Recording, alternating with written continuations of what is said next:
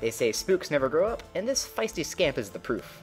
His party tricks include introducing himself to geese and sneaking into mortals to haunt them from the inside out. Level, Rampaging. Quiver. Quiver is terrified of anything and everything, including itself. But in the same way that it takes a thief to catch a thief, sometimes it takes the scared to scare. Windle. As might be expected of a ghost who considers teen comedy movies to be art, Wendell intends to have some fun with his newfound intangibility. Going outside. Stormtalon. Prince of the Elementals. Stormtalon is as glorious to mortals as they are banal to him. He is scornful of their petty attempts to emulate his power, and fights progress wherever it rears its ugly head. And now for the alternative reading. Stormtalon.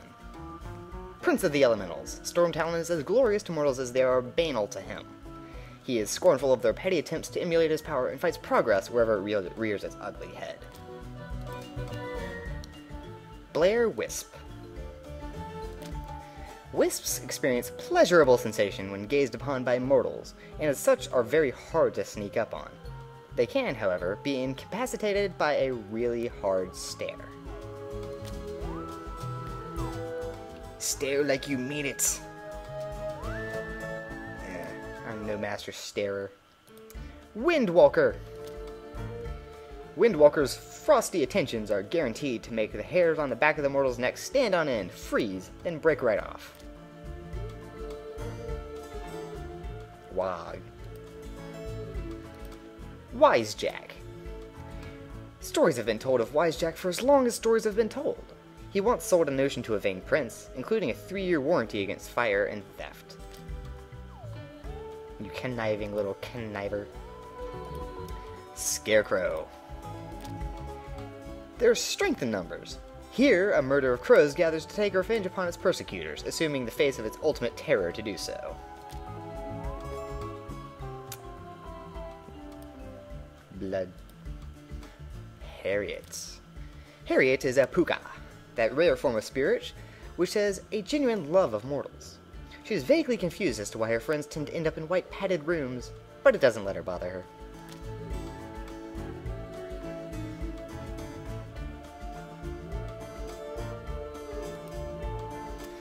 Dragoon.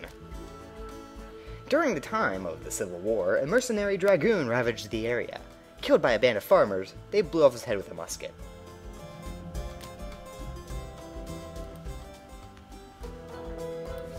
Well, shoot. Now down to the basement. Arclight. He came to fix the boiler, but he never left. His flickering light brings as much terror to mortals as now his exorbitant call-out fees did when he was alive. Flash Jordan. This reporter's single-minded quest for the Pulitzer Prize led her to obsessive Let's try that again. Flash Jordan. This reporter's single-minded quest for the Pulitzer Prize led to her obsessive investigation of a certain mob boss. She was increasing his paranoia quite effectively until a poor choice of hiding place led her to her accidental cremation. Quick history lesson. Pulitzer Prize was based off of a liar. Black Crow. Death is what you make of it. Black Crow, still filled with the sorrow at the murder of his people and the misuse of his land by the invaders from across the sea, continues to walk a trail of tears. Stonewall. The grading of tectonic plates, the slow erosion of mountains, and the inexorable compression of carbon matter conspire to form this inestimably patient spirit. Patient don't pay the paychecks. Bonsai. This spirit of bonsai has been nurtured for centuries by generations of Japanese gardeners. He is a philosophical elemental, undaunted by tasks of any size. Alrighty, next room. Whisperwind. Like many elementals, Whisperwind is a subtle spirit, foregoing ostentatious shows of power in favor of minor fights of fancy and small acts of mischief. And Aether. A being of air cannot sing, but rather becomes the song itself. Aether has inhabited music for hundreds of years, and so is a popular spirit at parties. So that's the ghosts, with the exception of one, at the center of the ghoul room. Who could it be? Hope it's nobody stupid. Or double stupid. Oh, and let's see. 2 more things. First, I've been playing with this YouTube thing that converts speech to text, and I wanted to test it real quick. Zergling. The March Hare.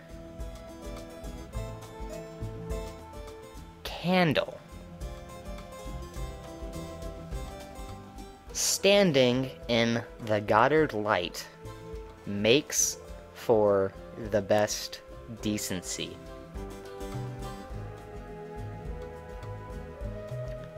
Casanova Frankenstein. Bill! Alright, that's all you're gonna get from me. Exite. But we're not done yet. Here, have a pumpkin. This pumpkin has been recording my times through all of these levels, and has been showing me the points that I have earned. Gaze upon you, my misfortune, and my ghastly times. Get it? I said ghastly, that's a ghost. Now, I have actually gone back and replayed a couple of these levels in order to attempt for the fastest times possible.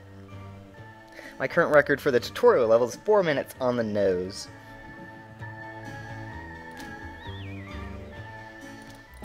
If any of you at home want to play Ghostmaster and try to challenge my scores, please do, and then I'll have to replay the levels that you played to beat my scores, and beat your scores. I'm up for a little friendly competition. Hey, wait a minute. That ghost is all green. It looks like I haven't unlocked it. But whatever could it be? Some kind of mosquito? A Zergling, maybe? Oh, right, I forgot. It's that stupid Darkling. He's never getting on my team. I don't care if we unlock him. So, next time, which will probably be in a little while, I'm afraid, we will finish Ghostmaster once and for all with what lies behind the cuckoo's nest. What lies over? My bad. Anyway, I'll see you next time. Bank for the masses. See you later.